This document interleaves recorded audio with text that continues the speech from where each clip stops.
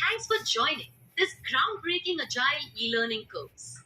I'm sure that you will enjoy this course through an interactive journey. To start with, let me introduce myself. I'm Amy, who will be your torchbearer through this course. Along with me, my colleagues will lead and guide you as per their respective roles in the course expedition. Now let's start with your introduction. Your introduction should comprise of your name and business unit so that our interaction is prolific. Hi, I'm Aditi, the delivery manager at Webicon. Yesterday, I was fortunate to catch up with renowned personality Mr. Shah, who is a brainchild in the field of pharma and owns a large pharma company. He and his team have proposed an advanced concept, and he wants us to develop a software for their digital cloud medical dispenser machine. They were quite eager to move ahead on this and set up a meeting with me immediately. So I grabbed some requirements real quick during this interaction, which I'm sharing with you. We need immediate action on this from our side. By the way, Miss Elena from his team, who is a UX expert, will be guiding us with the design. Hi, I've received some more requirements from the client that we need to incorporate, but you can kickstart the project. First, you need to decide the pathway to execute the project. Here are your options. Explore them judiciously one by one.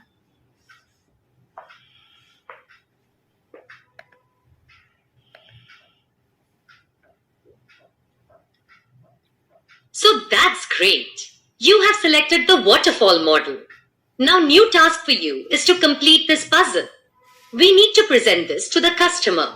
Therefore, think from divergent perspectives. Feel free to ping me if you need any assistance. Enjoy your activity.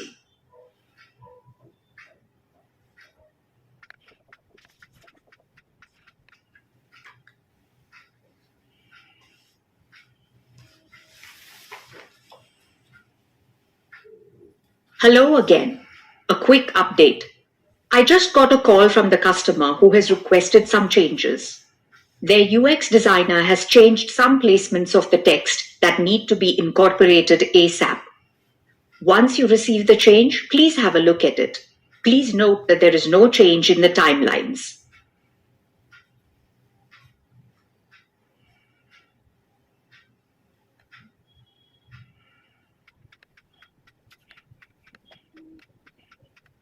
The customer wants to see some progress there.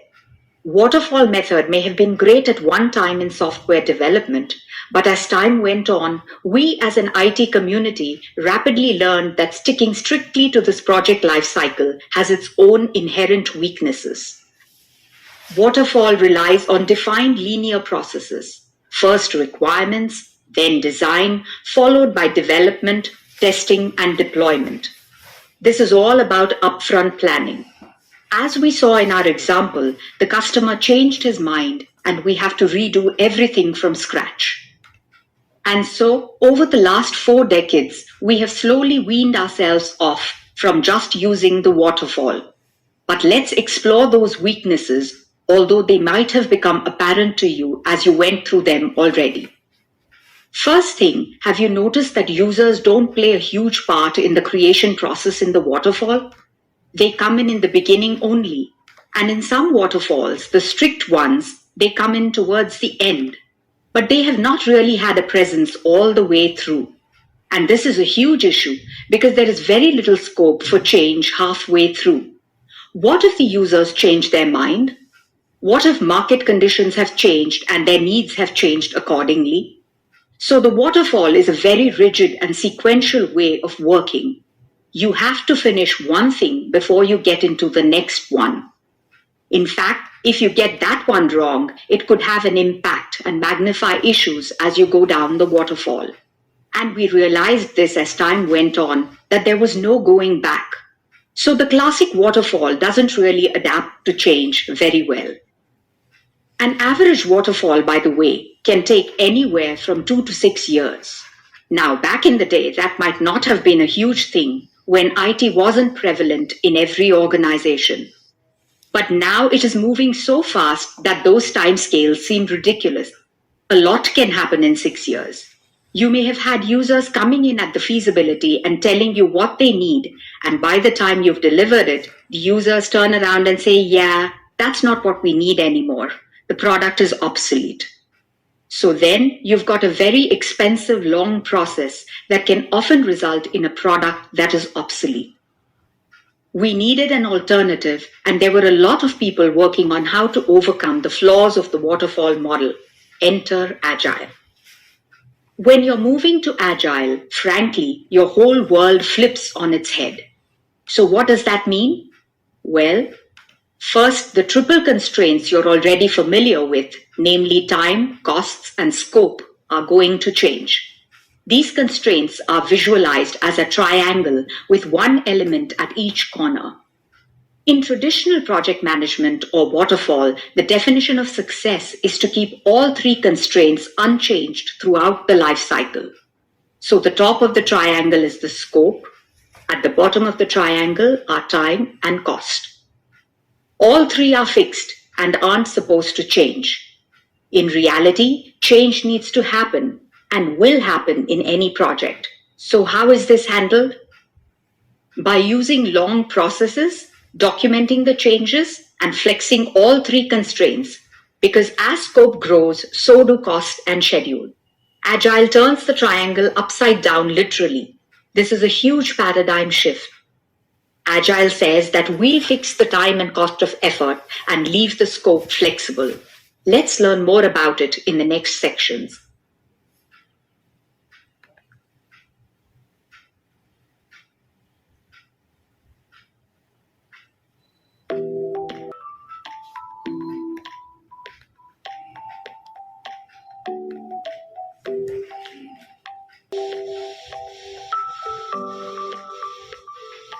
Hi there. Do you think you have enough idea about Agile? I think you should attend some webinars on Agile or use Google to search for material related to Agile or buy some books on Agile. But hang on. Do you think doing any of this will be enough for you to understand or start using Agile? I'm Arjun, your Agile coach. I'm here to help you carry out your projects using Agile. Now, of course, I'm not going to do just one-way coaching. It will be an interactive session. I know you heard this sentence in every training, but believe me, it will definitely be a great learning for you. Now, choose the option which is right according to you.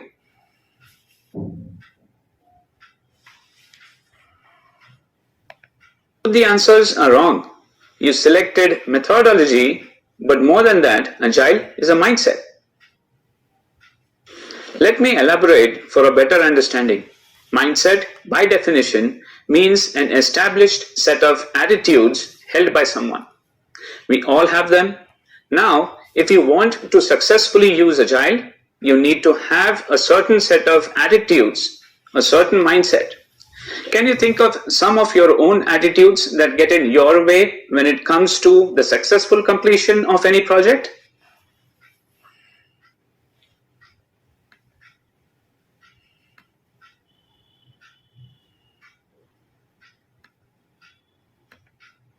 None of these things are wrong. It's fine to be afraid of failure.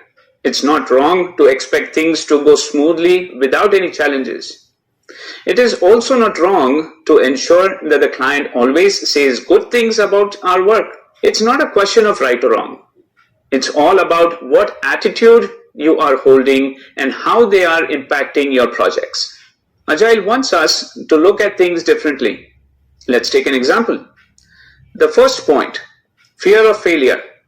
Agile wants us to persist when faced with setbacks, embrace challenges, and demonstrate that the desire for continuous learning. If we are afraid of things going wrong and avoid setbacks and challenges, we are also denying ourselves the opportunity to learn. The same thing applies to client feedback. Instead of avoiding criticism, Agile asks us to learn from it. It reminds us that effort is a path to mastery.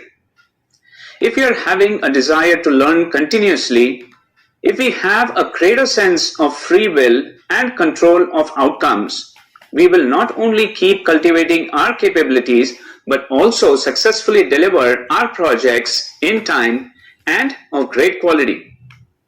The agile mindset comes into play by understanding that the team is working together. That's not my job. Never comes into play. An agile mindset focuses on helping to complete any tasks that you can do or that you can learn to do. If you do development work and you wrap up your tasks with an agile mindset, you look at what else is open. Has a team member already completed the step-by-step instructions for tests, often called the test groups? And now somebody just needs to conduct the tests? With an agile mindset, you would offer to pitch in and do the testing. The agile mindset is about collective ownership and delivering value to the customer. It's not about my tasks or my activities. It's about doing whatever it takes to deliver value. So that's not my job becomes, hey, I can help you with that. Stepping in to help or pairing with a team member to learn something new so that you can take on similar work in the future, that's an agile mindset, and that's the key to successful agile process. Now you know about the agile mindset. I'm sure you practice it and work towards building agile mindset. Let us understand more about various approaches in software development. I would take the same example to explain this. We have got the requirements from Mr. Shah about the software they need for their medicine dispenser machine. If we follow the waterfall approach, then we will start gathering the requirements, understand it while at the beginning of the development. We execute the project phases in sequence until they were complete functional medicine dispenser machine at the end. If something changes at last phase, we have to start it again. But now, when the requirements are not known at the beginning, we can take the iterative approach. It starts with building the functionality with very basic framework. We go on refining the functions in subsequent iteration to deliver the final product. Iterative approach is all about refining the products through iterations until all customer requirements are met. Now let's look at the incremental approach. It is used to deal with complexity of unknown requirements. Here, we deliver smaller functionality with few important features the customer can start using. This is called first increment. In our case, we will deliver the admin panel first, so that admin people can start entering data. Then we can deliver QR code scanner, which will read the prescription and so on. Then we go adding the new features in the form of increments. It continues until the final product is delivered. This way, the final product is delivered through multiple increments. Now let's look at the most preferred approach to deal with complexity. It is the agile approach. Here, we deliver the smaller increment as well as refine the functionality through iteration. Here, the customer's feedback and changing requirements are adapted through multiple iterative and incremental deliveries. Iterations and increments continue until the final product is delivered. Due to these multiple delivery models, the project team can adapt to the changing requirements. Agile approach is the most preferred approach for complex adaptive problems. And therefore, for addressing such complex adaptive problems in the most productive and creative manner, we need a systematic framework. A simple and lightweight framework is at our disposal called Scrum. Let us explore about the Scrum in the subsequent sections. Before that, we will learn about the most valuable resource for software development teams, Agile Manifesto. We know that the rate of innovation and pace of change is insane around the world today. And companies are vying more and more for top positions with more and more innovative technologies. And of course, we're being blindsided by new technology concepts that really aim to take over our lives as a platform. The waterfall model could never keep up with that pace of change, and so Agile was an alternative. In summary, Agile methods are a set of alternative approaches to the project lifecycle. Agile overcomes many of the flaws of project lifecycle. And the key thing about Agile is that it is based on what we call the iterative or incremental approach. Instead of being heavily planned right from the beginning of the project, Agile sets up an environment where it allows quick prototyping, rapid adjustments, and redesign based on continuous feedback from the users. Now I'm going to kind of go over how the Agile approach came about. In February 2001, a bunch of software developers, 17 thought leaders, got together in a ski resort, and the conversation turned into their work. And at the end of the conversation resulted in a concept. They had decided to create a new software development approach, a method that was going to be more flexible, lightweight than the traditional way of doing things. These 17 thought leaders would then codify the new approach into a document known as the Agile Manifesto. Within this manifesto, they encompassed the 12 principles that would be designed to do away with all of the inefficiencies, the heavy documentation, and the rigidity of the waterfall model. Now click here to learn more about the manifesto.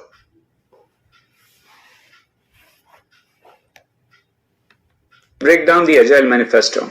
The Agile Manifesto isn't just something to read once or to memorize. It's a true set of values to work by. We are uncovering better ways of developing software by doing it and helping others to do it.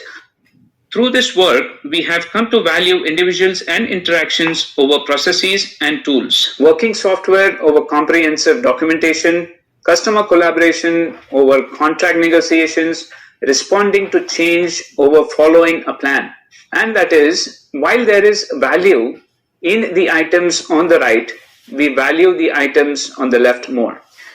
Well, when into the Agile Manifesto, think about replacing the words working software with working solution. We analyze solutions where the solutions can be a software, a product, a process, a service, or any combination of these. Okay, so let's break down the manifesto and what it means to the Agile mindset. First, we are uncovering better ways of developing software by doing it and helping others to do it. This is probably the most important statement of the Agile Manifesto. It emphasizes the idea that we make progress and learn by trying things out rather than theorizing about what might work. Next, individuals and interactions over processes and tools. We understand customers, users, and stakeholder needs, and we analyze the impact of changes in how people use products, services, systems, and how people work. Great Agile analysis is about showing working software to stakeholders and eliciting feedback as frequent as possible. Discovering user needs comes from seeing them react to the real software and discussing their needs as they interact with the real working software. Documentation is valuable when it meets the intended purpose. For example, with requirements documentation, we typically want lightweight models and user scenarios over comprehensive specification. Next, customer collaboration over contract negotiation. With the constant feedback cycles ensuring the stakeholders' real working software and the relationships that form through this focus, collaboration takes center stage. Building a trusting, collaborative cadence of feedback, conversation, and creativity feeds great analysis. In the Agile approach, we do a lot of planning and sometimes a lot more than teams are used to. Some teams refer to their plan as their product roadmap. It shows what aspects of value, what features and increments will satisfy the user needs and in what order. The plans are there but centered around items that independently deliver value a user can experience and give feedback on rather than plans that we don't know if we are meeting their needs for an extended period of time. The Agile Manifesto feeds the Agile mindset.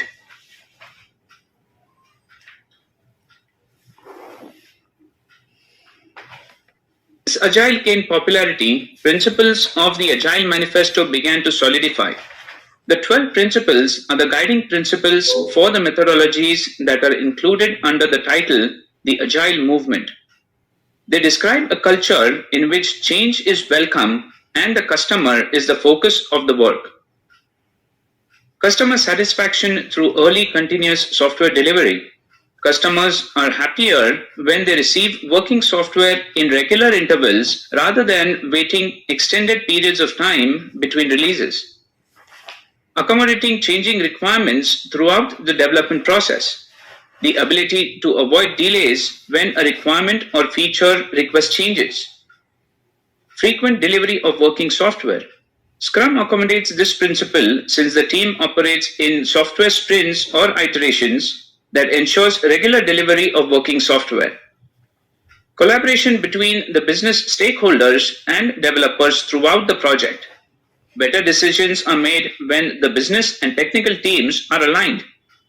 Support, trust, motivate the people involved. Motivated teams are more likely to deliver their best work than unhappy teams. Enable face-to-face interactions. Communication is more successful when development teams are co-located. Working software is the primary measure of progress. Delivering functional software to the customer is the ultimate factor that measures progress. Agile processes support a consistent development pace. Teams establish a repeatable and maintainable speed at which they can deliver working software, and they repeat it with each release. Attention to technical detail and design enhances agility. The right skills and good design ensure the team can maintain the pace, constantly improve the product, and sustain change. Simplicity. Develop just enough to get the job done for right now. Self-organizing teams encourage great architectures, requirements, and designs. Skilled and motivated team members who have decision-making power take ownership, communicate regularly with other team members, and share ideas that deliver quality products. Regular reflections on how to become more effective. Self-improvement, process improvement, advancing skills and techniques help team members work more efficiently.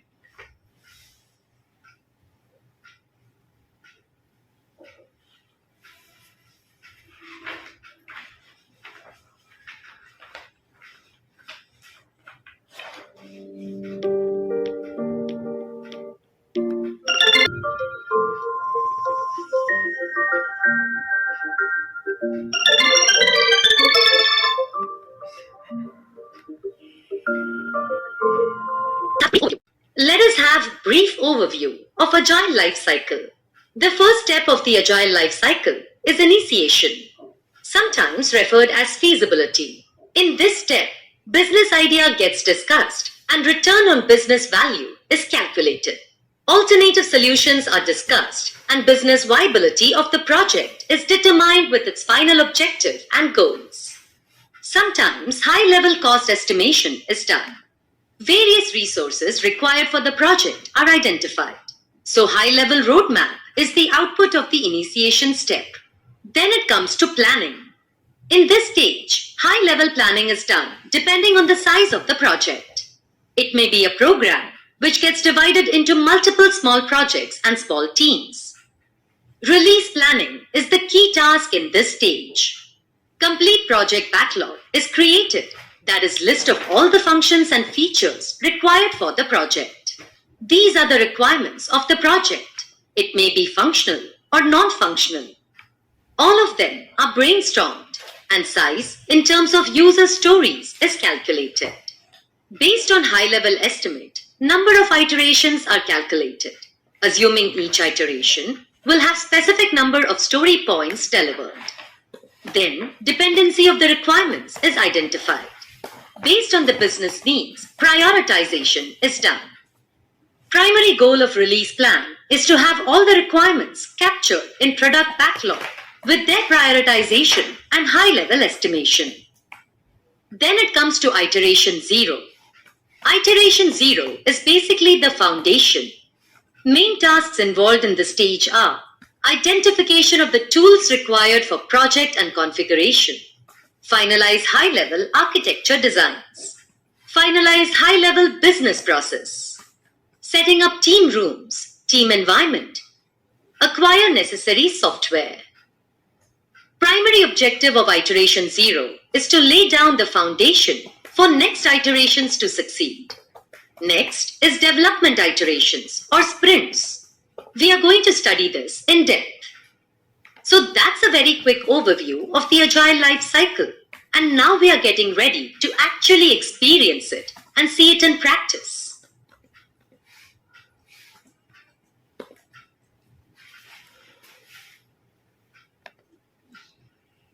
Hi there. I'm glad that you started learning about Agile. Now you are well aware of the benefits of the Agile approach over the traditional approach. Under the Agile umbrella, there are many methods like Scrum, XP, Kanban, Lean, DSDN, etc. The most famous one is Scrum. Hence, in this module, we are going to discuss about Scrum. Scrum is a framework within which people can address complex adaptive problems while productively and creatively delivering products of the highest possible value. Scrum is lightweight, simple to understand, but difficult to master. Scrum is not a process or a technique for building products. Rather, it is a framework within which you can employ various processes and techniques. Scrum clears the relative efficacy of your product management and development practices so that you can improve. Scrum allows us to focus on delivering the highest business value in the shortest time. With this approach, you will be able to deliver the product to Mr. Shah and his organization. Their innovative idea about the medicine dispenser machine will be a great success. I want you to understand the empirical approach used in Scrum, the Scrum principles, and its values. Let's go ahead and learn that.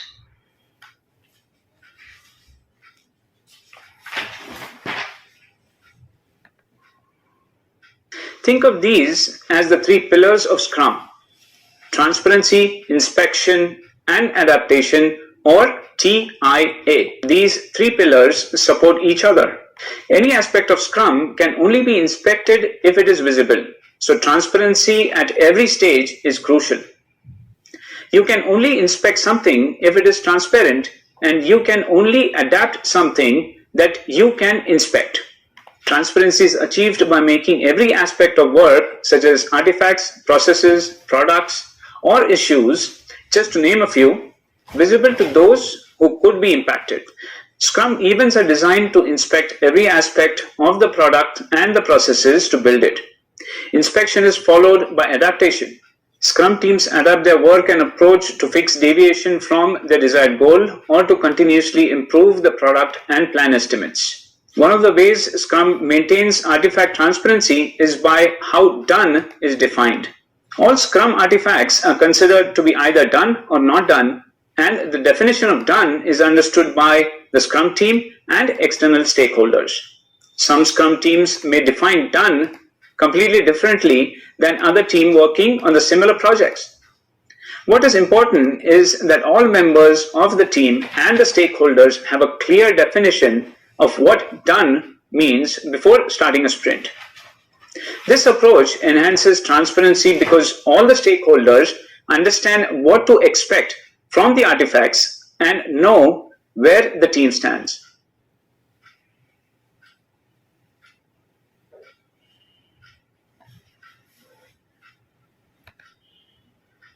Before we begin with understanding what is empiricism, let me ask you one question.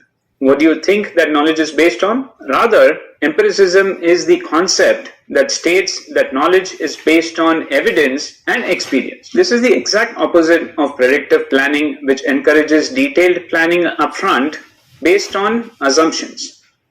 Let's assume you want to drive from home to office. We know that the distance between your home to office is about 35 kilometers and that you plan to start your drive around 9 a.m. on Friday morning. No GPS system is available, so you will need to estimate the commute time. The predictive approach would divide the distance by the speed the driver typically drives. So if we were to divide 35 kilometers by 60 kilometers per hour, we would estimate a commute time of 35 minutes. This approach has a fundamental flaw as it ignores the context and experience of the conditions in the real world. One empirical approach would be to use the calculation from the previous step but add about 15 minutes to the total estimated commute time to account for typical traffic conditions on Friday at 9 a.m. Anyone who has driven this route at rush hour would know additional time is necessary, and the estimate would come in at about 50 minutes to 1 hour. Another empirical approach would simply be to factor in your previous experience or the experiences of someone who frequently makes the same drive on Friday at this time. Based on previous experience, the estimate would be 1 hour and 10 minutes, which is significantly longer than the predictive estimate. Which calculation would turn out to be the most accurate?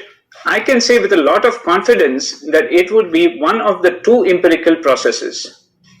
Also notice that the three numbers appear to be off by only a few minutes, but the smallest and the largest numbers are off by almost an hour. Would you adopt predictive planning for projects and run the risk of being off budget or off schedule by that much? Is an empirical estimate always accurate? No. What if it rains on the day of the commute? What if there is an accident on the highway? These factors could throw our estimate or project plans off, but empiricism encourages us to adjust plans based on facts. So if rain is predicted as you get close to your commute date, you would use empiricism again to re-estimate your commute time based on the true rain day scenario. With empiricism, we continue to adjust a plan for accuracy based on what we learn as we move along our paths. 5 goal values were added to the Scrum Guide in 2013: focus, respect, openness, courage, and commitment. These values represent more than just the idea that it is important to do the right thing. Scrum events are time boxed. They have an upper time limit, and if you are not time boxing your events to the prescribed limits, you are not practicing Scrum. This helps the Scrum team and stakeholders stay focused on the job at hand. Scrum teams respect team conflicts and the right of their customer to change their minds. Don't worry, we're going to discuss about Scrums and Scrum roles in a short while. Scrum teams are open to sharing details of their work in progress, which aligns with the transparency pillar of TIA. They are open to trying new approaches and adjusting their plans as they gain more evidence and experience. It takes courage to inspect and adapt your approach and output, which may reveal flaws or inefficiencies. Commitment in Scrum is not a contractual commitment, but an allegiance to Scrum and Agile principles such as quality, continuous improvement, self-organization, etc. Well done. Now you know what Scrum is. Moving ahead, we are now going to comprehend the Scrum framework. Observe the diagram and rearrange your assumptions. Please don't worry about being incorrect as we are in the learning phase. Whatever assumption you conclude, by the end of this module, you will be able to review whether you were on the right path. As we said earlier, Agile is easy to understand. After rearranging the assumptions, download the image of your arrangement to cross-check after the module.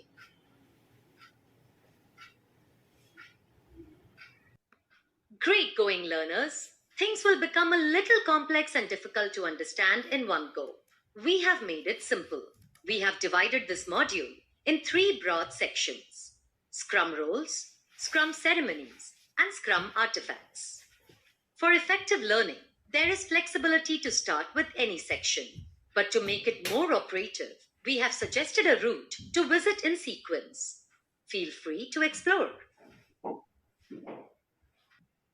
Now, let's take a closer look at the different Scrum team roles. The first role is the product owner, who represents the business stakeholders and defines what needs to be built and in what order. The what is defined in the product backlog. A product owner is an individual and not a committee. They represent the vision and the direction of the stakeholders. Product owners can be influenced by the stakeholders or Scrum team members, but they have the final say on decisions about what needs to be built. Anyone on the Scrum team can change the product backlog, but they must do it with the product owner's knowledge. The product owner is accountable for the contents and order of items in the product backlog. The product owner interacts with the other Scrum team members, stakeholders, and management. They have the knowledge and authority to be the person that decides what ultimately needs to be built. The product owner is responsible for communicating the product backlog items clearly and providing clarifications on the items to the development team whenever necessary. All Scrum roles work closely together to plan the Scrum team's work. The product owner works with the development team to define what needs to be built in sprint planning, refine product backlog items, and provide clarifications. While the Scrum team is incredibly collaborative, it is the product owner who has the most authority regarding what should be built and in what order. Let's know more about product owner here. It is product owner's work to define the vision, managing product backlog, prioritizing needs, overseeing development stages, anticipating client needs, acting as primary liaison, evaluating product progress, participating in the daily Scrum, terminating a sprint. For this, the product owner needs to possess a few attributes such as decisive, empowered, communicative, business savvy, and available.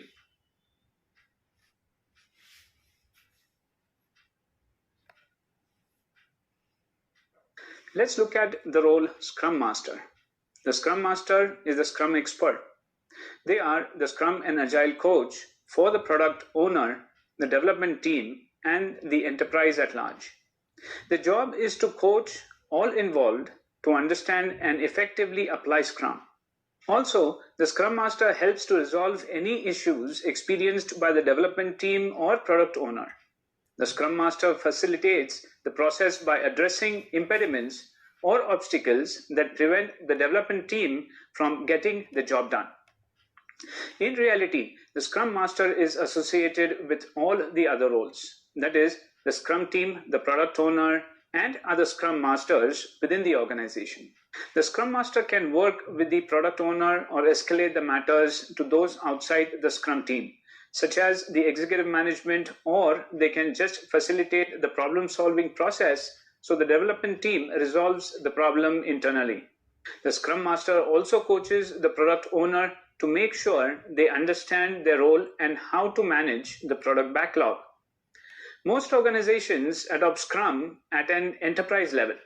The Scrum Master works with other Scrum Masters within the organization to advocate the adoption of Scrum company-wide. They are the Scrum evangelists. The Scrum Master is a management role, but the Scrum Master is a servant leader whose job is to coach individuals and help the organization to successfully implement Scrum.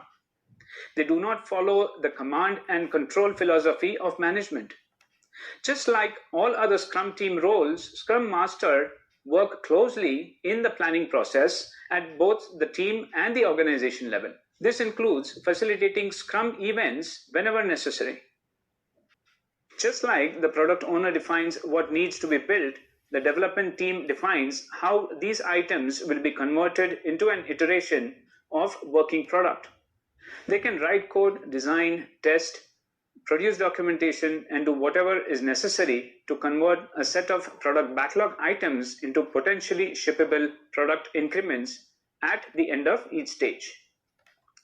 The development team's recommended size is between 3 and 9 people. Sometimes the product owner and Scrum Master also perform the duties of a development team member, but if they don't, they are not included in this count. Now, let's take a quick question. Scrum does not prescribe whether or not a development team member should be a specialist.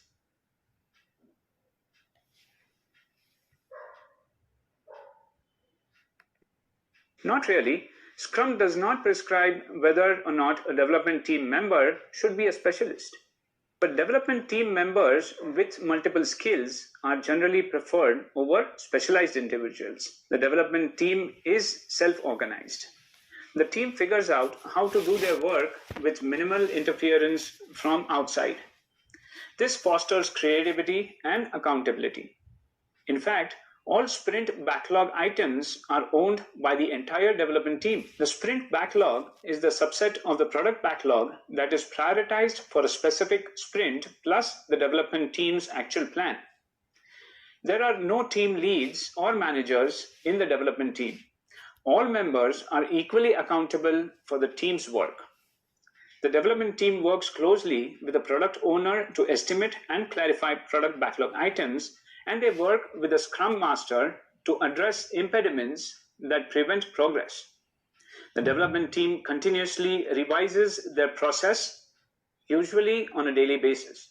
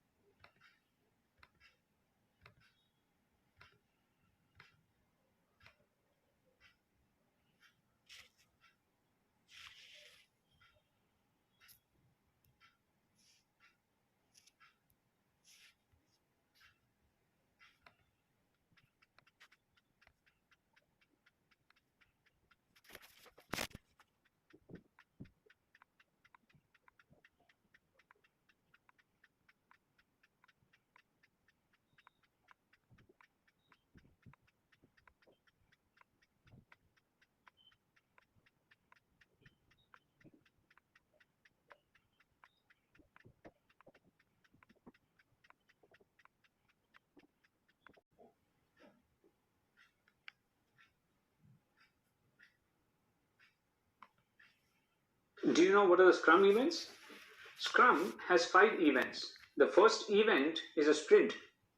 This is the work period to produce an iteration of workable product which is time boxed to 30 calendar days or less.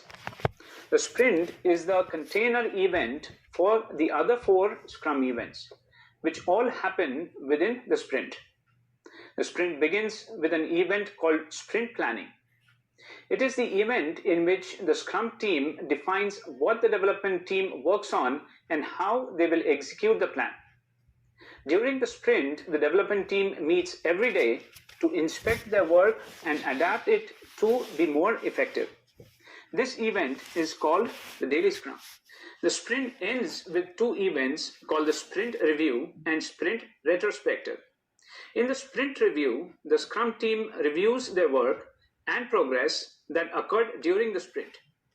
The event includes external stakeholders, and it is the time when future work is planned. The last event is the sprint retrospective. The Scrum team gets together to discuss how they can be more efficient. This is the event to inspect and adapt all aspects of the Scrum team's process and approach.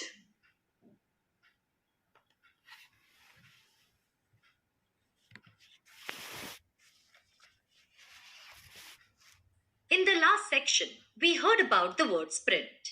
In this section, we shall explore what is a sprint, how is it planned, what are the prerequisites of sprint planning. The work to be performed in the sprint is planned at the sprint planning. This plan is created by the collaborative effort of the entire Scrum team. The product owner ensures that attendees are prepared to discuss the most important product backlog items and how they map to the product goal. The Scrum team may also invite other people to attend sprint planning to provide advice. Sprint planning addresses the following topics. Topic 1. Why is this sprint valuable? The product owner proposes how the product could increase its value and utility in the current sprint. The whole Scrum team then collaborates to define a sprint goal that communicates why the sprint is valuable to stakeholders. The sprint goal must be finalized prior to the end of sprint planning. Topic 2. What can be done in this sprint? Through discussion with the product owner, the developers select items from the product backlog to include in the current sprint. The Scrum team may refine these items during this process, which increases understanding and confidence. Selecting how much can be completed within a sprint may be challenging. However, the more the developers know about their past performance, their upcoming capacity, and their definition of done, the more confident they will be in their sprint forecasts. From the mature product backlog, A chunk is selected that can be delivered according to the priority and team capacity. For the selected section of the product backlog, detailed user stories are created. According to that user stories, tasks and activities are assigned to Scrum team members to complete by the end of the sprint. For our new project, the Scrum Master has called the sprint planning meeting. Please accept the invitation and join the meeting. You will get to know everything about sprint planning once you are a part of the meeting. Don't forget to read the pre-read points before you join the meeting.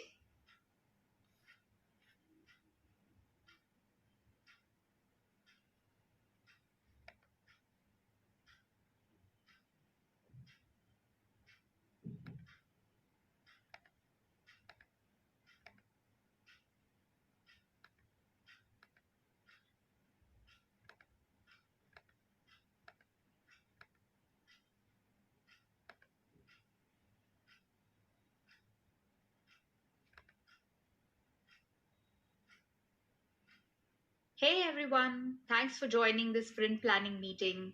As your Scrum Master,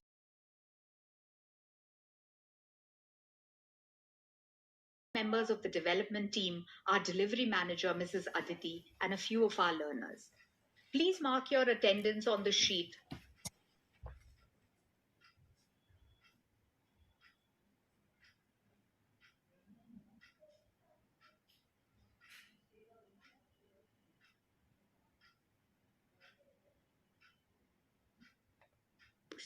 The agenda of this meeting is to finalize the sprint backlog.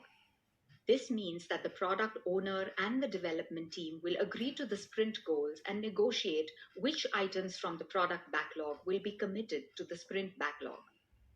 For the next 2 weeks, we will have a total of 4 hours of this meeting.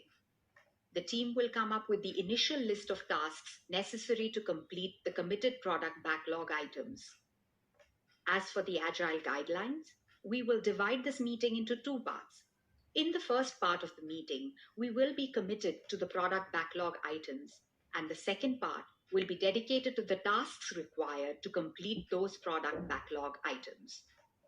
In part 1, the product owner and team will review the high priority items in the product backlog that the product owner is interested in implementing in this sprint.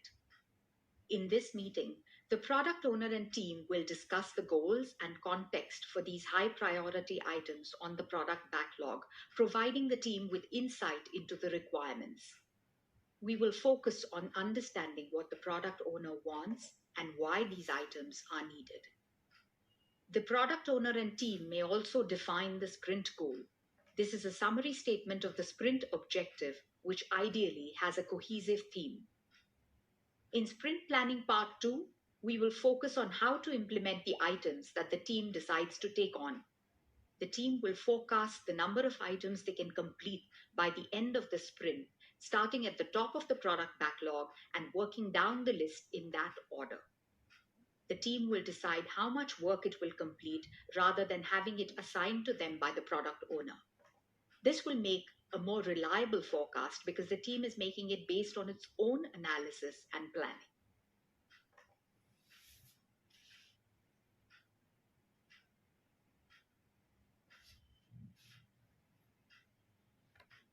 This partition is important for multi-team scrums, but as we are a single team and the product owner is available for the whole meeting, we can combine both the parts. Let me start the meeting. Product owner, please prioritize the product backlog as you want it. Yes, I will do that. Since we have refined the product backlog in last product backlog refinement meeting, mostly it's sorted.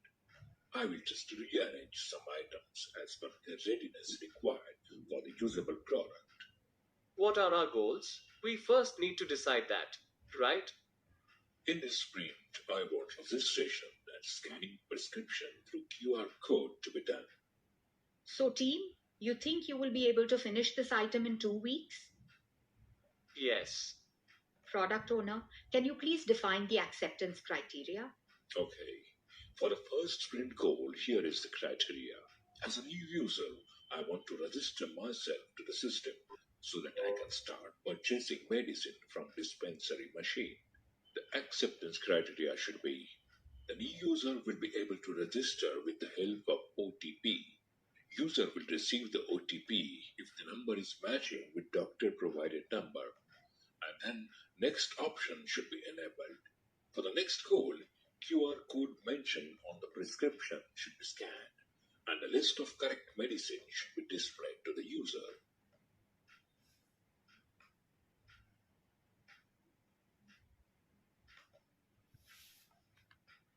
Good question. For that, we have a definition of done, which is solution is properly tested, refactored, and potentially shippable.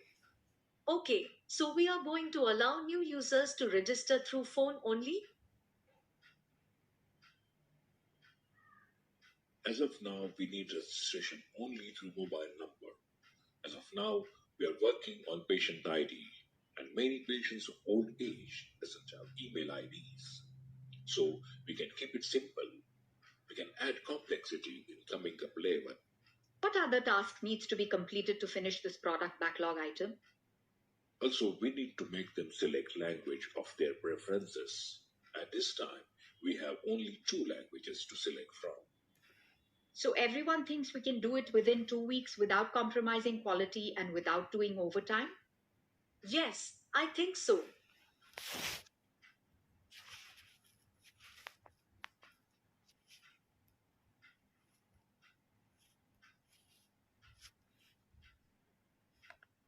No.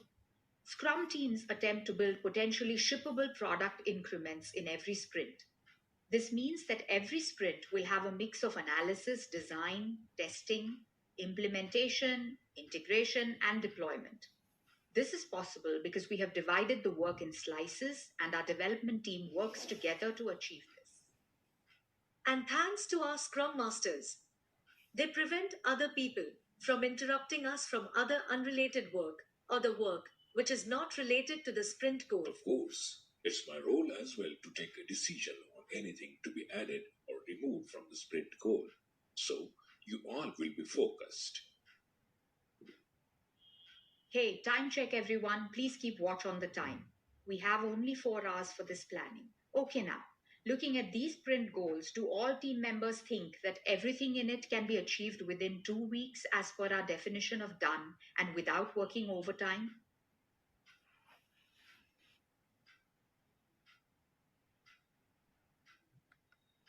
I think each individual team member should decide this and pick up the task at the time of sprint execution. That's a more fluid way of working in collaboration. I declare that this part is over and that we move on to the task of preparation of user stories.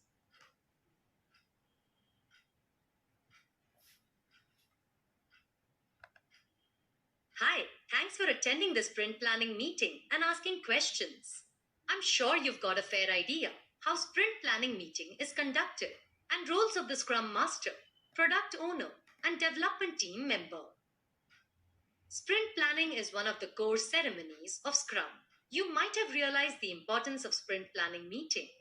I'm summarizing the high-level benefits of the sprint planning meetings. Goal visibility. To work on something, we need a target, a goal to work on. The Scrum team gets that target as a sprint goal for a limited time box or for the sprint. Having a goal for the team gives them the visibility of why we are working on these stories or product backlog items. Scope visibility. Scope, the committed user story or product backlog item, is very important to define for a limited duration of work as we already have the goal. The definitions of the scope give the team what to work on to meet the goal. Having a clearly defined scope helps the team to focus on their action item, plan of execution, and on-time completion. Task discovery. On granular level execution of scope, task breakdown helps to pin down the activities and plan individual level to-dos. Sprint planning meeting helps the team to have the necessary ground level tasks against each product backlog item or user story, having the tasks estimated in hours and the tasks assigned to an individual team member. This gives great visibility and transparency on an individual level as well as on the team level. to focus, plan, and execute the work items. Optimal usage of capacity. Scrum team has a limited capacity for each iteration or sprint or time box. To use the capacity in the most optimized way, sprint planning meetings facilitate the distribution of tasks to individuals, which helps the team to avoid bandwidth wastage and overloading, resulting in high performance and quality products. Improve team collaboration. And finally, this sprint planning meeting involves all the Scrum team members along with cross functional team and stakeholders. That improves team collaboration and a healthy, productive environment. Improve commitment reliability. Sprint planning helps the team to commit based on their capacity, resulting in the team saving themselves from overcommitment. That is a result that improves their commitment reliability. Control scope creep. Sprint planning helps the team to commit based on their capacity, resulting in the team saving themselves from undercommitment. And so the team doesn't need to add additional product backlog items in their sprint scope. And the team remains on the commitment of initial scope definition.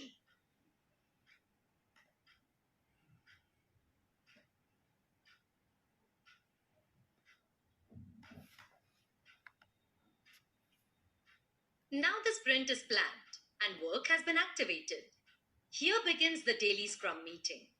Before going to what the daily Scrum meeting is, let's clarify what the daily Scrum meeting is not. The daily Scrum meeting is not used as a problem solving or issue resolution meeting. The daily Scrum meeting is not a status update meeting in which a boss is collecting information about who is behind schedule. In Scrum, on each day of a sprint, the team conducts a daily meeting called the daily Scrum. Generally, each day meetings are held in the same location and at the same time. Ideally, a daily Scrum meeting is held in the morning as it helps set the context for the coming day's work. These Scrum meetings are strictly time boxed to 15 minutes, which keeps the discussion brisk but relevant. It's mandatory for the team members to attend Scrum meetings. Since both the Scrum Master and Product Owner is committed to team members, they are expected to attend and participate. Issues that are raised are taken offline and usually dealt with by the relevant subgroup immediately after the meeting. During the daily Scrum, each team member answers the following three questions. What did you do yesterday? What will you do today? Are there any impediments in your way? By focusing on what each person accomplished yesterday and will achieve today, the team gains an excellent understanding of what work has been done and what work remains. There are two types of teams, co-located and distributed. Let's see how the daily Scrum meeting takes place in both cases. You may be part of a co-located Agile team or distributed Agile team. In both cases, the overall rules, roles, and responsibilities will remain the same. The co-located team gets the advantage to gather physically for daily clusters, when most of the time they use a physical Scrum board or Kanban board. Nowadays, all teams are getting digital by using ALM tools like Rally, Jira, Versionon, etc. The use of the physical board is fading out eventually. During daily Scrum, these team members use stand-up meetings for 15 minutes and easily plan their daily call during the morning time. On the other hand, in a distributed team, the physical board does not add value to everyone as it is not accessible. However, the available digital board within the ALM tools fills the gap of a physical board and works out pretty well. However, the team lacks the physical presence of its members as everyone is referring to a small screen rather than a big physical board. The team meets through screen sharing apps like WebEx, Skype, BlueJeans, etc. Many teams prefer to get connected through a video conference for face to face communication. If the distribution of the team is within the same time zone, it's good. But if there are different time zones, then it's practically difficult to schedule every morning meeting. So, mostly the team mutually decides to have the daily Scrum call in the morning time when the majority of the development team is available. Many times, the daily Scrum call gets extended as the team member from two different time zones use the platform to share their thoughts, ideas, and sprint progress. However, in such a case, try to complete the Scrum call, identify the long running discussion, and park them for later. Once the main agenda of the daily Scrum call is over, make a logical end of the daily Scrum call. After that, start the discussion you have parked, where only the required member can partake. Scrum.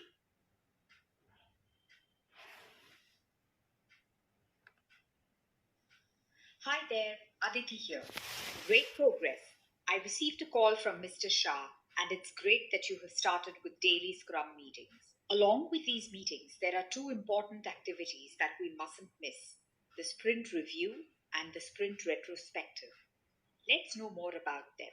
While the daily Scrum is intended for the Scrum team to inspect and adapt within the sprint review is the inspect and adapt held at the end of the sprint.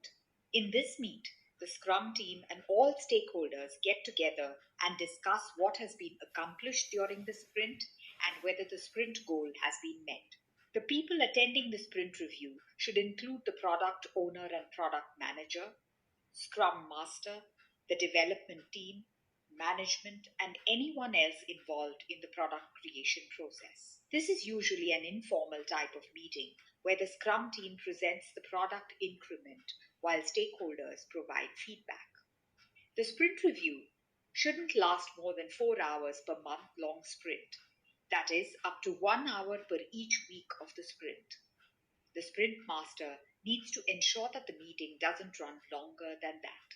Aside from presenting the work done during the sprint review meetings should have a few other things on the agenda. The product owner needs to inform the team about the tasks that have been completed and those that are not yet done. Developers need to discuss problems they encountered during the sprint and how they were solved. The Scrum team answers sprint related questions from the rest of the team. The team should discuss which tasks come next so that it provides a great basis for the next sprint planning meeting.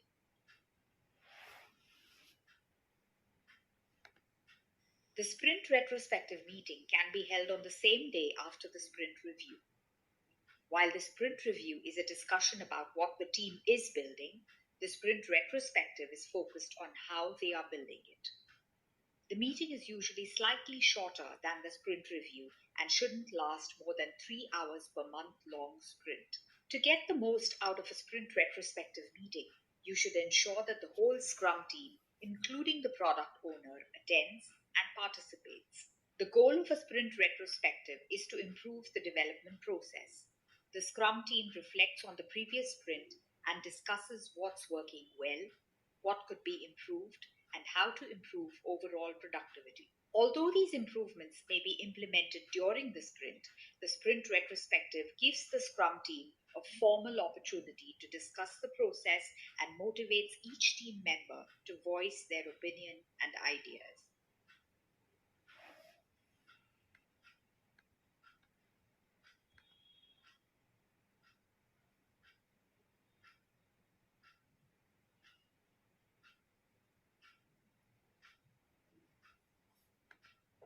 Well done. Let's move to the next topic. I'm going to flash two terms in front of you. Connect them to the appropriate statement.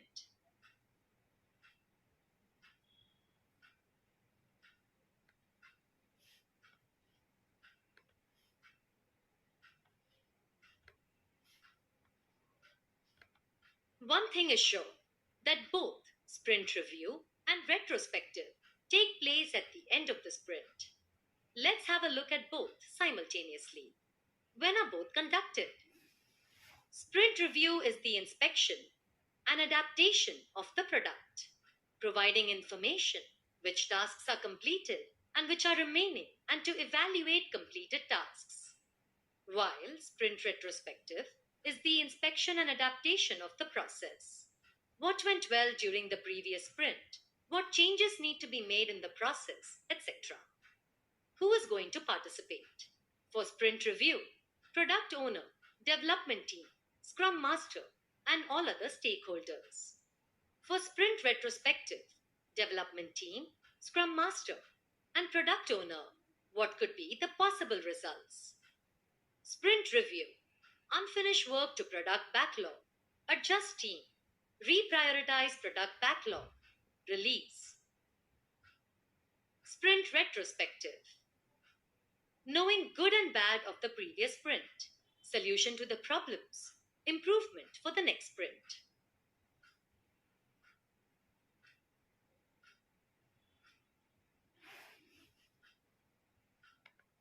Dear learners, here we are in the final section of this module. Even before sprint planning, sprint review, and retrospective, the core aspect we need to focus is the release plan.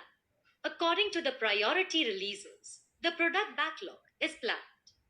From those releases, features are developed, and further, those features are converted into short stories, and those stories are later converted into tasks on which team members work during the sprint. Once the sprint ends, sprint review and retrospective take place.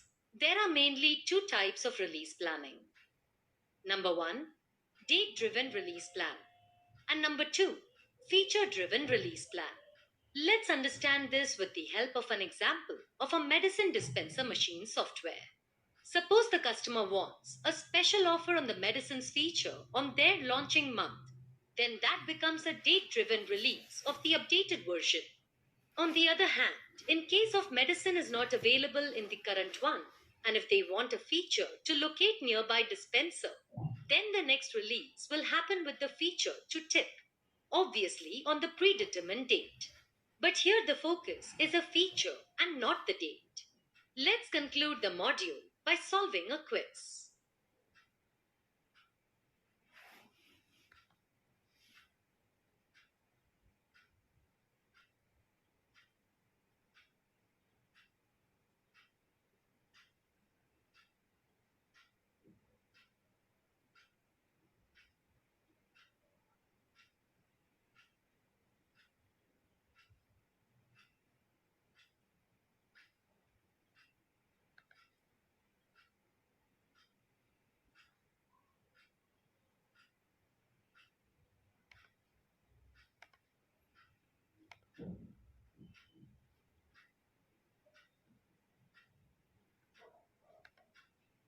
Hello learners! This section will expand your knowledge related to Agile artifacts such as product backlog, sprint backlog, and burn down chart. Let us begin with the product backlog. There is one vehicle for all the work related to the product the Scrum team is building. That's the product backlog. So as long as your product exists, the product backlog exists. In short, the product backlog is a prioritized features list containing short descriptions of all functionality desired in the product. The work items listed in the product backlog are known as product backlog items. That means the product backlog lists all items representing every feature, functionality, requirement, defect, and enhancement. Typically, a Scrum team and its product owner commence by noting everything they can think of for Agile backlog prioritization. The product backlog is then allowed to grow and change as the project progresses. When you think about ordering the work in the backlog, only the product owner can set that order or priority. They take information from the team and stakeholders, but it is the product owner's responsibility to manage the backlog. At the top of the product backlog are items the team knows the most about, are ready to be added to a sprint, and represent the highest value items for the product. Less well understood and less valuable items are at the bottom of the backlog. Through the process of backlog refinement, more detail is added to these product backlog items. As their fine-grained details are defined, they'll move up to the top of the product backlog when they represent sufficient value.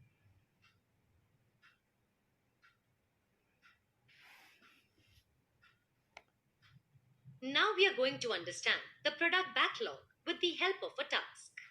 In the previous module, we discussed Pharma Company, which is developing cloud-based medicine dispenser machine. Please select the features shown on the screen that should be included. Place them according to their importance. 1 to the most prioritized and N to the least prioritized. Once you have completed it, download the image of the screen to discuss in the classroom discussion. Please note, this is a time-bound task.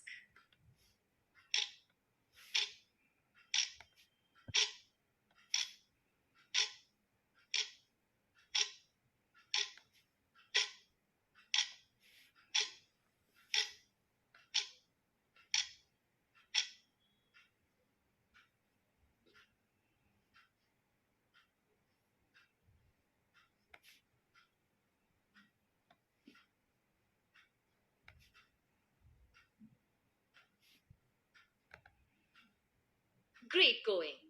Remember, while learning, you have done this activity individually, while the actual product backlog is prepared by the Scrum team and product owner together. The higher priority items are added in first release, and the next releases are decided as per the priority. Scrum does not specify how to write PBIs, that is, product backlog items. However, user stories are widely used in the Agile approach to writing requirements. A good product backlog is deep. That means detailed appropriately, estimated, emergent, that is regularly refined and prioritized.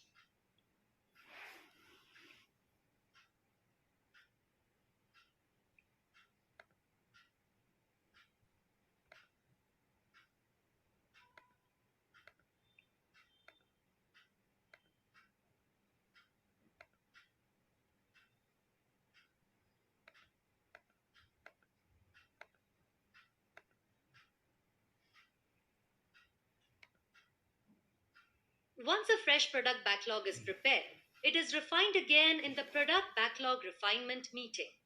In this process, the uncertainty is removed. Requirements are clarified and elaborated. Dependency and risk are identified, and the matured backlog is prepared. This activity is essential to increase efficiency, handle the changing requirements, healthy backlog, and have effective sprint backlog and sprint planning. In reality, product owner is the host of this meeting and communicates the changes to the team. The team discusses this in detail. Things like scenarios, exceptions, the depth of the feature, options, or alternatives for the design, as well as the user experience, are discussed. Now click on the Perform Refinement to get the mature backlog.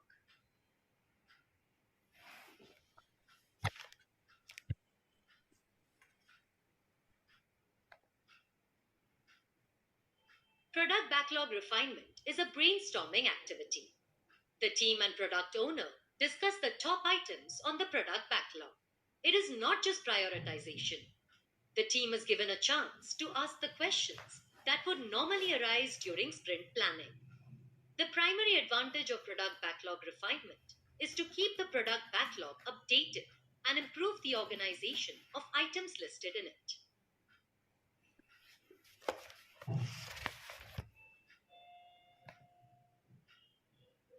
Here we will understand another artifact, that is sprint backlog. The sprint backlog is a subset of the product backlog items selected for the sprint, plus the development team's plan. The plan typically is a set of tasks created by the development team to convert the sprint backlog items into a usable product. The development team continues to update the list of tasks throughout the sprint. Let's understand it with our example. We have identified several requirements for a medicine dispenser machine. We have prioritized them with the help of the product owner and other stakeholders. Now it's time to pick what to implement in our next iteration. Please understand that we have done the prioritization based on the dependency of their usage in the product. For example, to use the medicine dispenser machine, the user should be able to first register. Similarly, the prescription of the correct medicines should be scanned using QR code which is printed on that. So, registration is my first priority, ranked as 1. In this way, we rank them from 1 to 6. This is our matured product backlog, which is nothing but a prioritized list of requirements. Depending on how much clarity we have about these requirements, whichever way we do, we need to pick the highest priority requirements and write them out in the form of user stories, if not already done so. Come up with effort estimates and see how many we can deliver in the next sprint. So, in our case, let's assume that we think we can deliver the first two requirements, that is, user registration and scanning of prescription QR code. This list then becomes sprint backlog. Let's understand some key factors of sprint backlog. Sprint backlog is created only by team members. Each item has its status. Sprint backlog should be updated every day. It can have maximum 300 tasks. If a task requires more than 16 hours, it should be broken down. Team can add or subtract items from the list. The product owner is not allowed to do it. The sprint backlog is commonly maintained as a spreadsheet, but it is also possible to use your defect tracking system or any of several software products designed specifically for Scrum or Agile. Please have a look at this example to have more clarity about what sprint backlog looks like.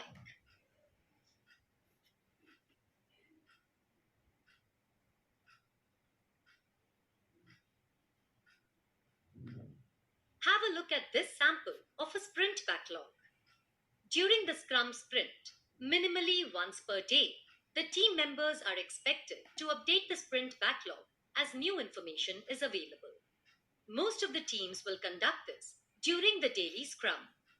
Once the developer finishes his or her task, he or she will take the next sprint task from the remaining tasks in the Scrum sprint backlog. And this will go on until all tasks under the Scrum sprint backlog are completed and sprint goal is achieved. The team does its best to pull the right amount of work into the Scrum sprint, but sometimes too much or little work is pulled in during planning. In this case, the team needs to add or remove the tasks. Each day, the estimated work remaining in the sprint is calculated and graphed by the Scrum Master, resulting in a sprint burn down chart like this one. Now click on the burn down chart to know more about this artifact.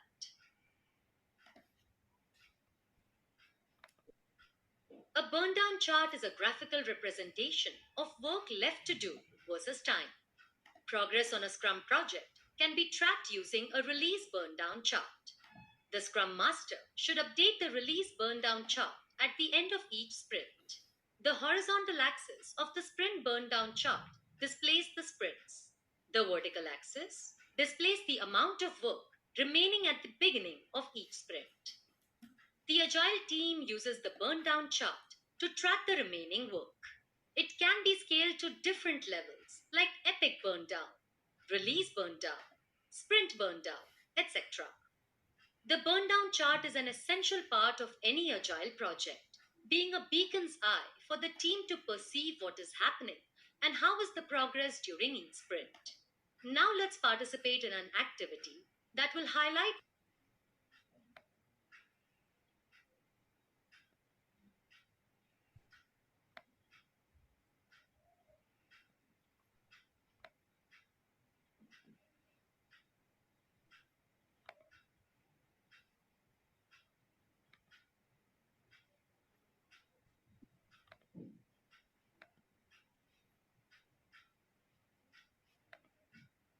themes, epics, features, and user stories.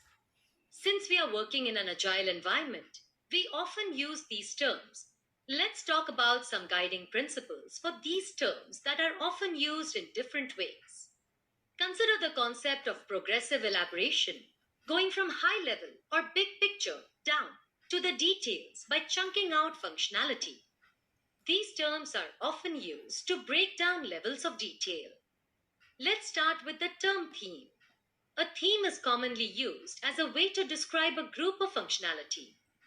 In our medicine dispenser machine example, the medicine inventory management is a theme. Next, epics are large user stories that will likely need to be broken down into smaller stories. Let's look at features. View location wise current stock of medicines could also be considered a feature.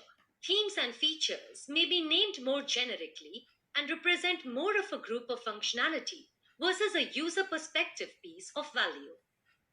Each requirement, no matter if it's an epic, theme, feature, or story, should be aligned to the release plan, roadmap, and product vision. If there is no link to the higher level plans, the product owner can and should say no to whoever has asked for the feature or story. Occasionally, there'll be technical requirements that the development team may want to include. We want to get them into plain English so that you, as a product owner, can prioritize them. Even technical stories and technical work needs to be prioritized, which means the product owner needs to understand why the story of your feature is valuable, why it's needed, and how it helps the roadmap. Next, let's look at our example again. In our example, the view inventory of available medicines on the roadmap is a feature or a theme. And an example of an epic would be as a super admin user. I need to be able to view inventory report of particular location so I know about the stock movement. Next, let's look at an example of a detailed user story, breaking down this epic even further. As a super admin user, I need to be able to view the current stock of particular medicine so I can decide if we want to order them. And another one, as a super admin user, I need to be able to view report of last 6 months movement of this medicine so I can decide the quantity. Epics, themes, and features are at the product roadmap and release levels of the backlog. Let's now deep dive into user stories and how to write them.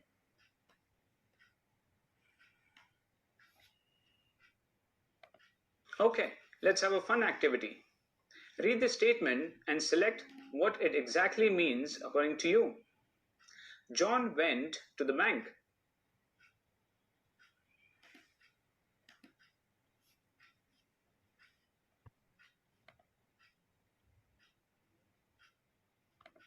In this case, the statement is very vague and creates ambiguity among the readers. The bank could be a place where you store money, or it could be the edge of a river. I'm sure that the statement has created confusion, and that is why project requirements need to be written in clear and direct language. It's usually when you turn this clear language into work that you realize that there's a lot of room for misinterpretation. Unfortunately, it's almost impossible to predict how each person will interpret your language. Often, a quick conversation is the only way to make sure that everyone knows the work. Agile projects don't use traditional project requirements. Instead, the product owner maintains a set of user stories for the project. A user story is a conversation vehicle. It's a short story from the user's perspective about what they find valuable in the product.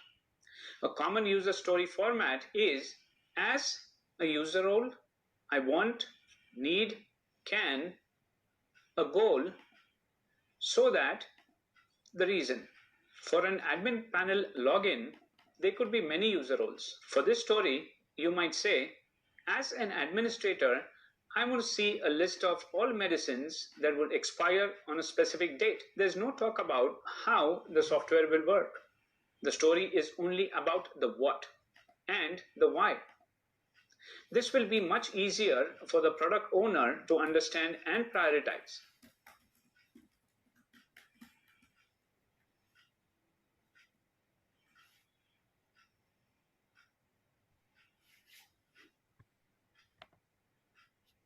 Writing good user stories is one of the hardest part of requirement development.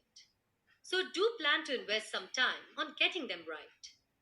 One great thing about writing user stories on index cards is that they are easy to move around, group in bundles, attach to a document, or stick into a pinboard, or just lay them out on your table. A user story has a standard template that has three important components. First is the user type. Second, the task.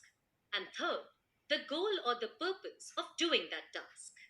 So in this example, The user type is a patient.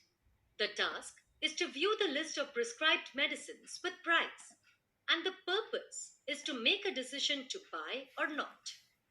Writing down the purpose helps developers understand how the user will really test the functionality.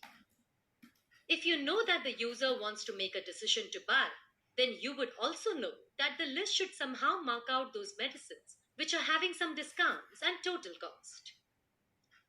If you provide just a plain list with no such indicators, then the user will have a hard time calculating the total cost, and that will make the user unhappy. And therefore, the part after, so that in the user story, defines the acceptance criteria, also called as conditions of satisfaction, are what will make the user confirm that the requirement has been met. These are written on the opposite side of the index card, making the user story index card quite complete in itself. When you find such related stories, you group them together as belonging to a team. For example, there are 3 user stories here that have something to do with viewing a list. If you want some standard UI interface for all viewing pages, then that can be indicated by grouping them together into a viewing theme. This helps developers in picking up related user stories based on their knowledge and skills.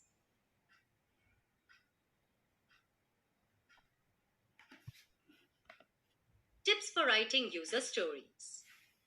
Here we'll have a look at some tips on how to write great user stories. So the first thing to remember is the 3 C's. Conversation, which means involving the right people in the discussion about the requirements. Remember, a conversation is king.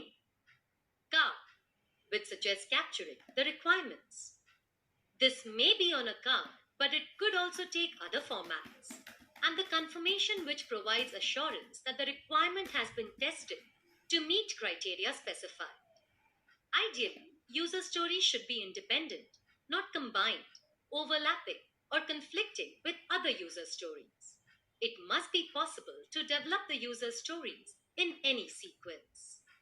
Keep them flexible so the team can negotiate how much of the story to implement.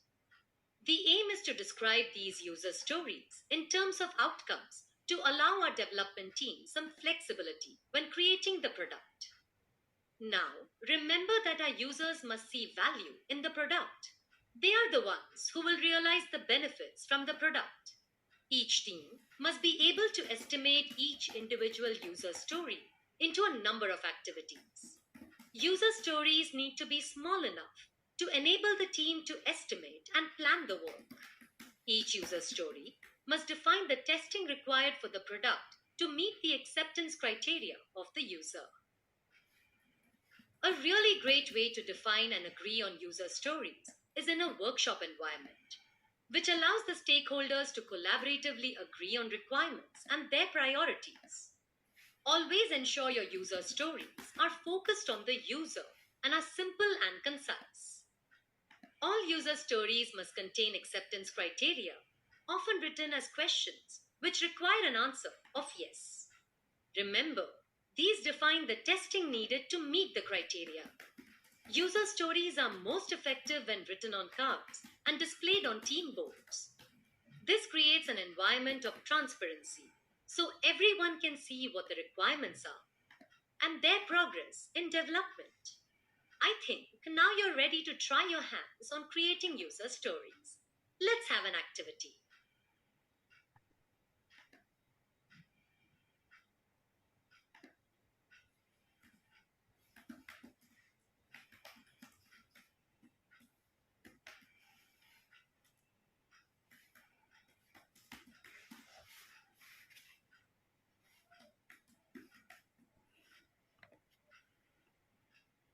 Acceptance criteria. Acceptance criteria is a set of conditions a product must meet to be accepted by a user, customer, or other system. There are very obvious benefits of defining acceptance criteria for each user story. It creates common understanding between all stakeholders. It clearly sets up the scope of user story. It helps to validate that user story is complete.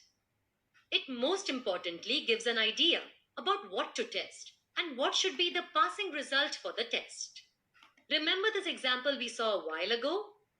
This is how acceptance criteria looks for a story. Acceptance criteria follow a specific format. They always start with a given. This is a precondition or beginning state. And next is the when. This describes the input or action of the scenario. The final part is the then. This describes the expected outcome of the scenario. Let's look at an example of a user story, which will provide the functionality to register a user for medicine dispenser machine. One scenario of acceptance criteria might be given. I am user or patient. When I enter my mobile number in the input screen and click on confirm, then I see a message, OTP sent to mobile number. An OTP will be sent to given mobile number. Other acceptance criteria might define an error scenario. Let's take, for example, putting invalid mobile number. Given user or patient, when I click on confirm, then no OTP is generated, and I see a message that the mobile number is invalid. It's pretty straightforward to define an acceptance criteria. This is just another way to ensure that the feature is being built exactly as specified.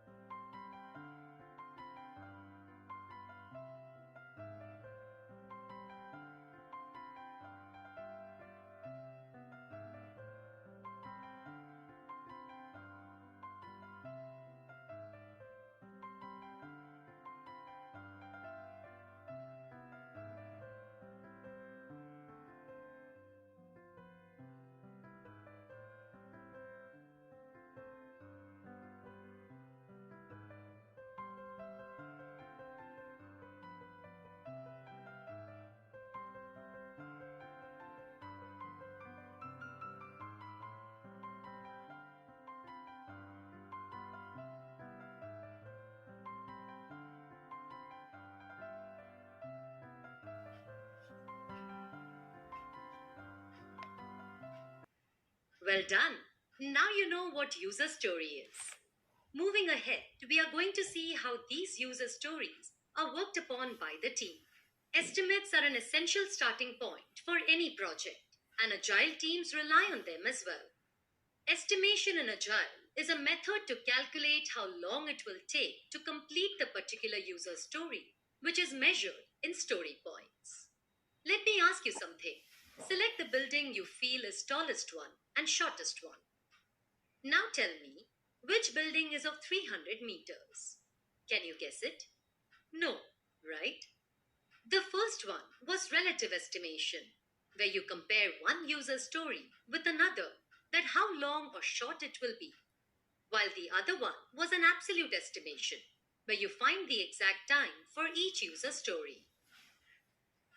Relative estimation leads to consensus much quicker because, regardless of their skills or experience level, developers find it easier to agree that one item is twice as big as another item. This estimation takes three things into consideration: amount of work to do, risk and uncertainty, complexity. There are different methods to estimate story points, like Fibonacci sequence and t-shirt sizing. Story points are the unit of measure we use to convey the relative sizes. Estimation is meant to be lightweight and fast. It shouldn't take days or even hours to determine how much effort you'll put into something. While it might take a little bit of practice, once you get the hang of it, you'll fly through it. Dear learners, buckle up. Now we are in the final destination of this whole e-learning. Before that, let me know what all things do we require while working on any project. You're allowed to take multiple options.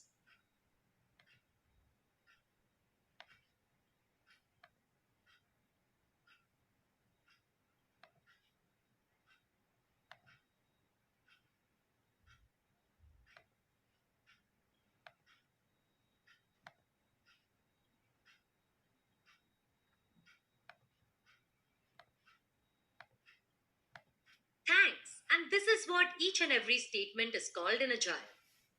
We need to know what amount of work we can do in a sprint is velocity. We need to know whether work is in our capacity or not, is capacity utilization. We need to check whether we have provided what we promised to commit, is commitment reliability. Commitment reliability, the ratio of points delivered versus points committed to.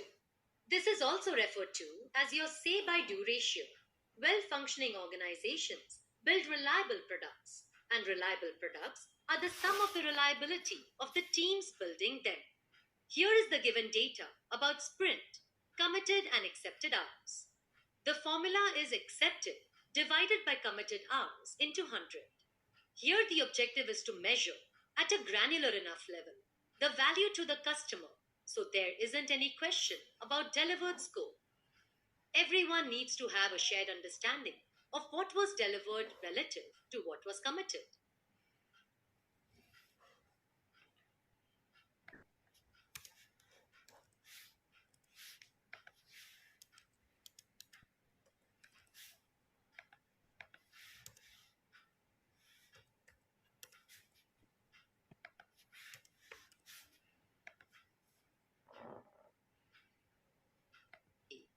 We need to check what capacity of an agile team is an important measure that should be used to inform the team how much workload it should undertake during its sprint planning meeting for an upcoming sprint. If the capacity and workload are not in balance, then the team members should have an informed conversation with the product owner on how to achieve the balance. Let's look at real example. Here is a sprint, available hours, committed hours. The formula is committed hours divided by available hours into 100. You can use a calculator. Put the obtained percentage on the result table and click on Draw a Graph.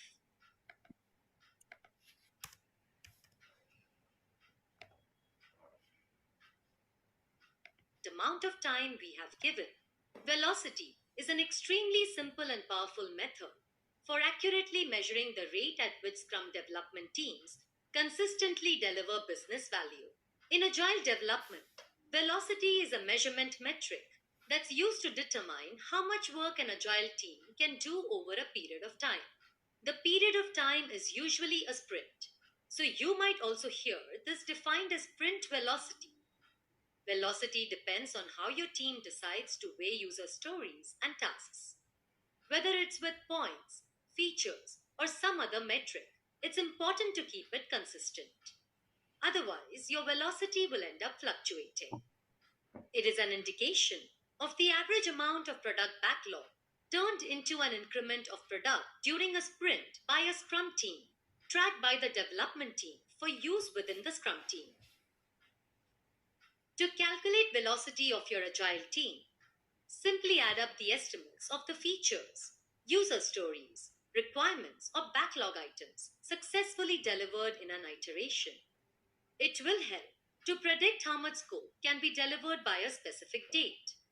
Predict a date for a fixed amount of scope to be delivered. Understand our limits while defining the amount of scope we will commit for a sprint.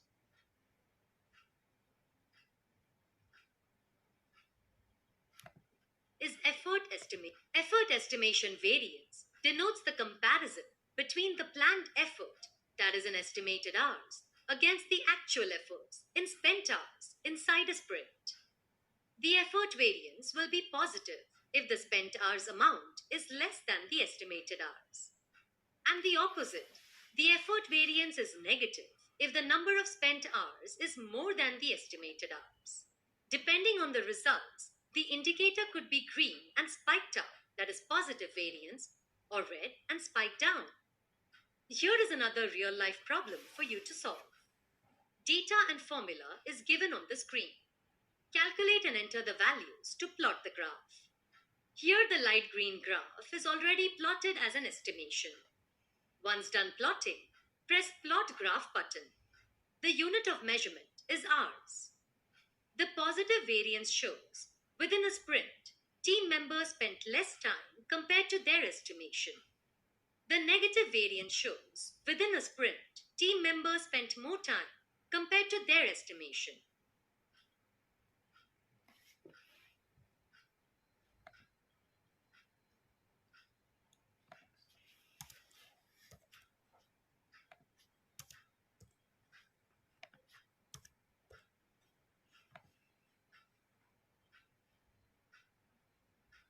Variance. We need to see how much the scope of work has changed during a sprint. Is scope change? We need scope change represents product backlog items added or removed from the sprint after the beginning of the sprint. It also describes the quality of backlog refinement, sprint, prioritization, and capacity planning. Teams can measure this metric in story points. Formula for descoped points is descope divided by committed into 100. And for added story points, the formula is added story points divided by committed.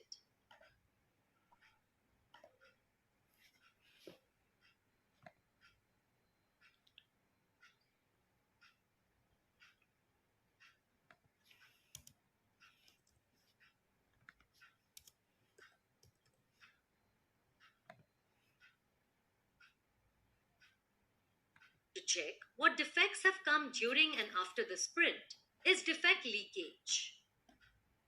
These all are known as Agile matrix. Click on each to know more about them. Defect leakage is a metric measuring the percentage of defects leaked from the current stage of testing to the next stage. It is a ratio of number of defects attributed to a stage captured in subsequent stages to the sum of total number of defects captured in that particular stage and the total number of defects attributed to a stage. This metric reflects testing quality. Measuring unit is defect count.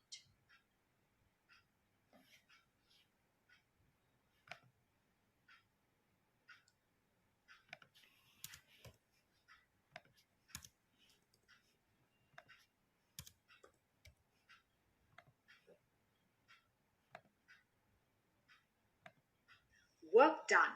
Great news, folks. Mr. Shah is very happy as we have delivered the first sprint to him with confidence. Let me summarize how this happened. First, we had a definition of ready, which helped the team decide and measure which product backlog items were ready for the sprint. The product backlog items that met all the checkpoints of the definition of ready were taken up in the sprint for execution. The product owner and Scrum Master decided and took ownership of selecting only those product backlog items while keeping all other items which were not ready out. The team then created a plan for how they will build the backlog items and get them done before the end of the sprint. By the end of sprint planning, the team was ready to start work on the sprint backlog. They took the items into development and marked them active. During the sprint, the team checked in during the daily scrum about how the work was progressing. When the items that were active in the sprint satisfied the definition of done, they were marked as done. Finally, our product owner, who is responsible for accepting the product backlog items as complete, referred to the checklist and marked the story and all product backlog items as done.